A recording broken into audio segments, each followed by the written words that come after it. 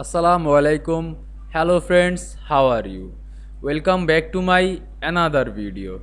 In this video, I am going to show you how to add multiple columns on Microsoft Excel spreadsheet. Let's get started. At first, you have to open your Microsoft Excel software, then open your Excel file. Now you can see here are my spreadsheet. Now select two columns on this spreadsheet and right click on this column. Now click insert. You can see I insert two columns in Microsoft Excel spreadsheet. You can also insert a multiple columns. Select three columns on this spreadsheet and right click on this and click insert. Now you can see I insert multiple columns on Microsoft Excel spreadsheet very easily. I hope you enjoyed my video.